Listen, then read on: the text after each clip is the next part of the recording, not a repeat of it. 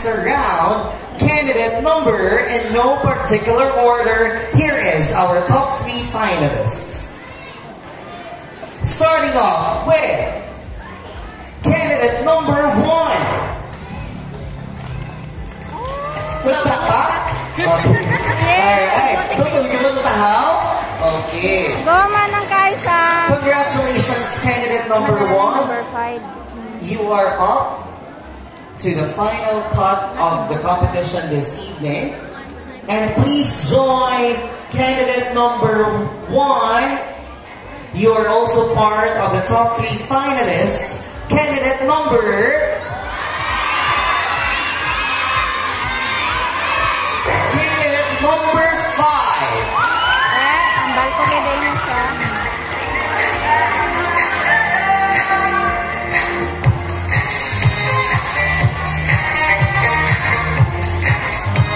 And to complete our top 3 finalists, again, the basis for this is our point system ranking. And to complete our top 3 finalists, congratulations, candidate number... Candidate number 4.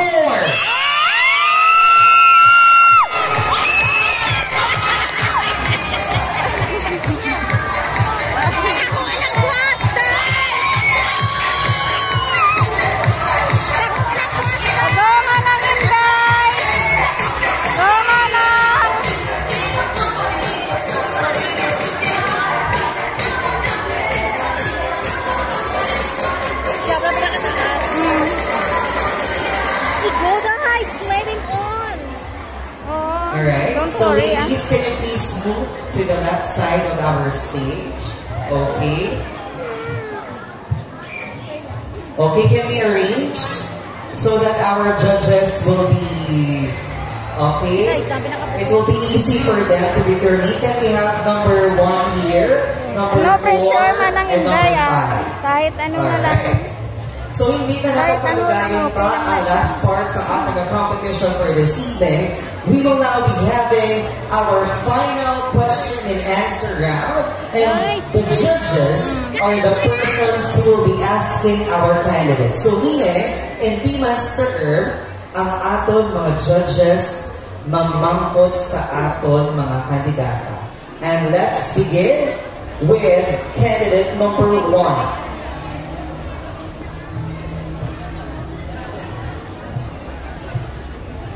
So, from numbers 1 to 3, okay, just pick a number and I will tell you the name of the judge.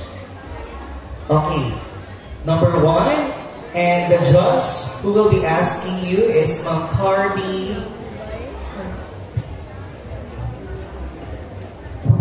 Okay, si Ma'am Carby, judge number 1. Candidate number 1. How was your night?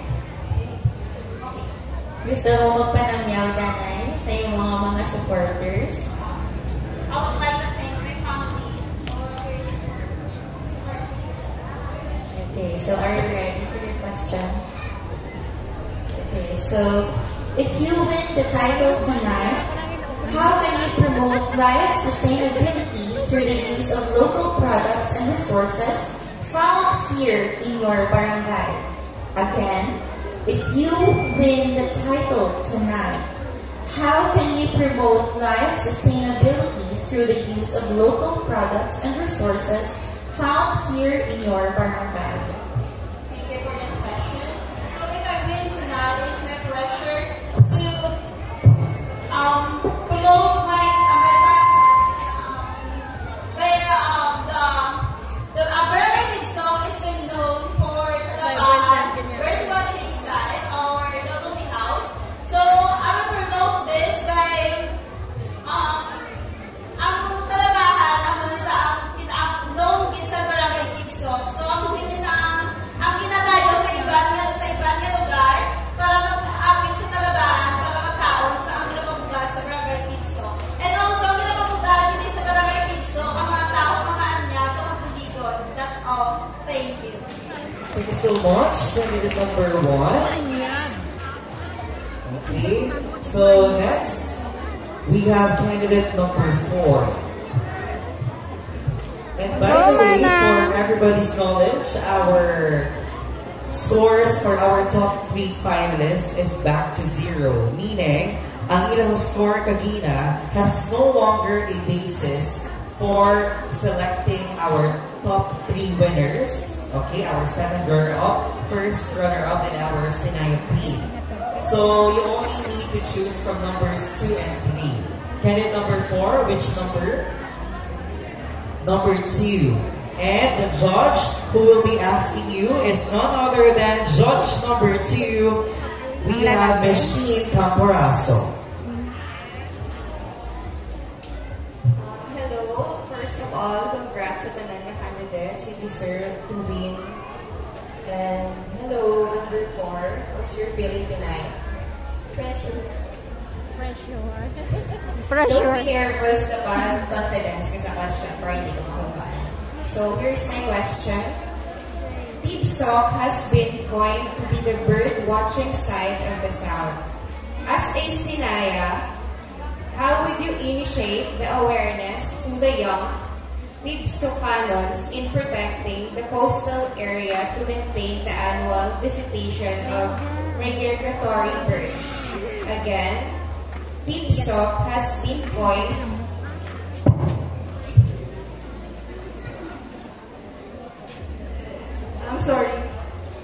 Tibsok has been coined to be the bird-watching side of the South. As a Sinaya, how would you initiate the awareness to the young Tibsocanons in protecting the coastal area to maintain the annual visitation of migratory birds?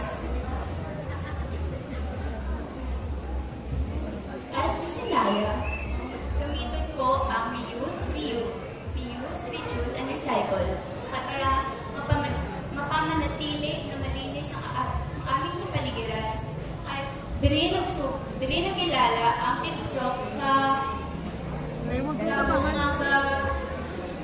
mga gadayo tungkol sa pagbugal na ako ng bird watching site at para aware kami pala na kinanglan naman maging matinlo tungkol ang gadayo sa amon. Kaya hindi nga Tibsok tungkol na kilala ang bird watching. Kinanglan naman maging matinlo maging maaluwas sa panlungan sa tao. Agod balik-balikon ini. Thank you. Yay! Go, Mana! And now, to complete and definitely not the least candidate for our top 3, we have candidate number 5. And you are left with no choice, candidate number 5. Let's welcome our judge number 3, the chairman of the board, Honorable SK Chairman, Mr. Kenneth Duigues. Hello, good evening, candidate number 5. Basta nadala ka sa, sa top 3. So, kumusta? Okay na sa sang nagligad tuwing bugos. Okay, so, hindi ko na magpatulayon. So, here is your question. As Sinaya, or Aman Sinaya, is believed to be the deity of the sea and the fishermen. If he will be crowned as Sinaya, he has some Tibsok 2023. What are the advocacies you wanted to bring with you to help in the promotion and protection of Barangay Tibsok coastal and marine life?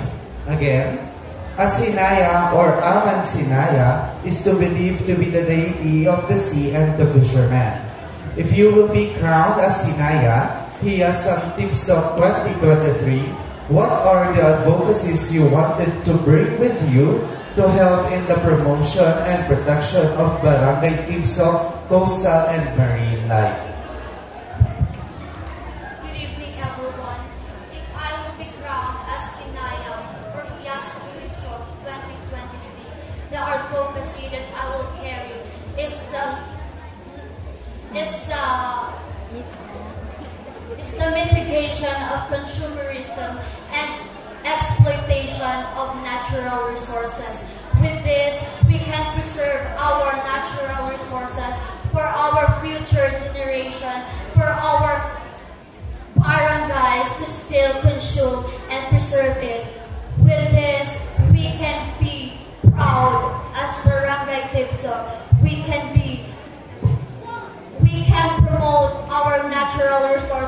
without destroying it. Thank you. So there you have it, ladies and gentlemen. Okay, Our final question and answer portion round. So candidates, you may now go backstage so that you can rest for a while.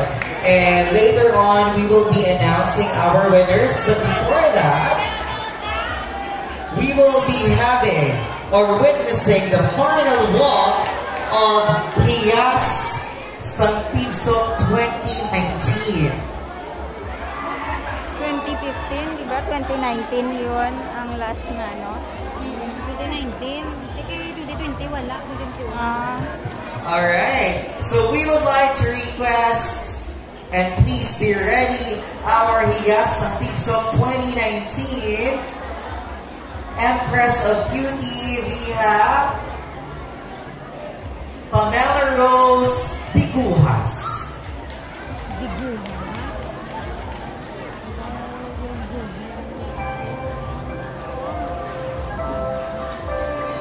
Winning a pageant is not only about being applauded and cheered by people as you walk on the runway with a crowd. Pageant for me is not only about showcasing your beauty. It is a responsibility that you have to carry for you to be a role model to others. Being a beauty queen, you must not settle for less and you have to train hard and always be prepared.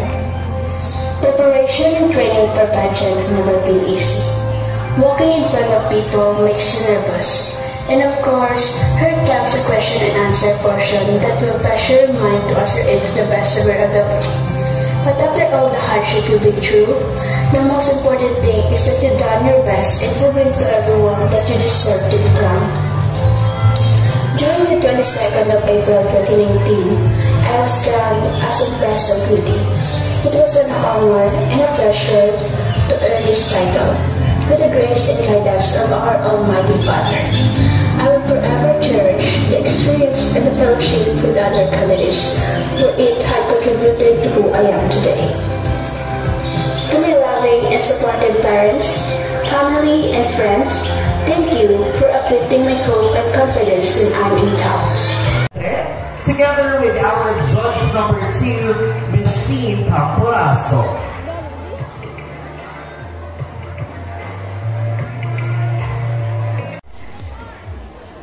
Music, okay. The second runner-up is candidate number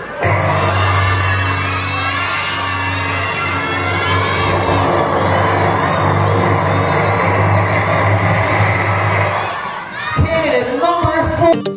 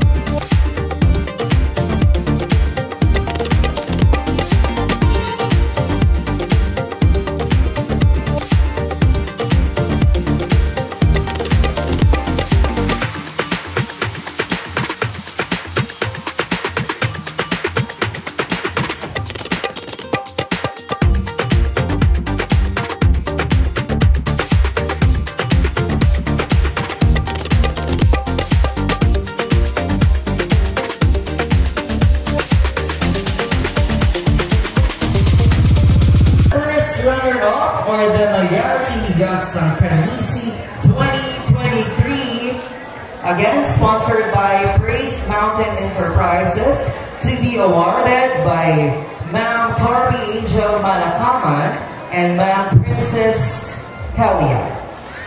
And this year's first runner-up is candidate number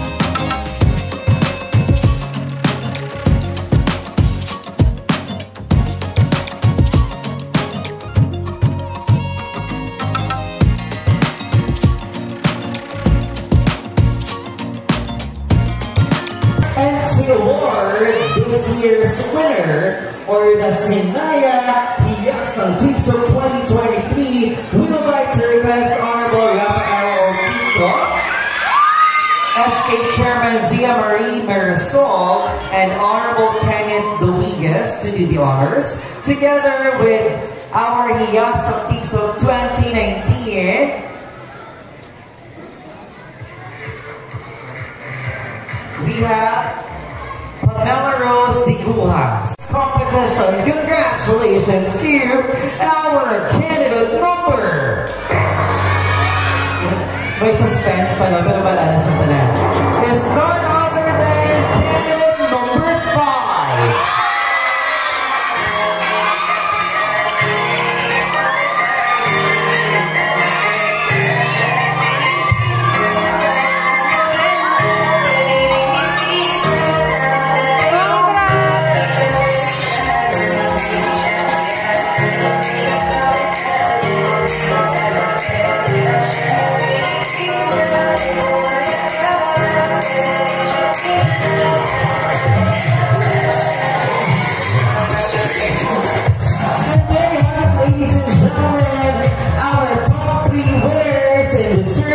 Sinaya Hiyasang Tips of 2023, and I bet this marks the end of our program for this evening.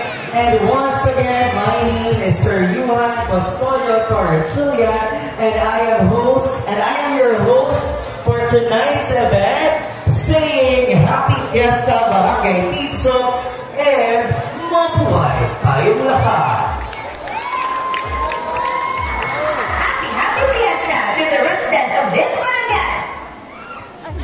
DJ Mark.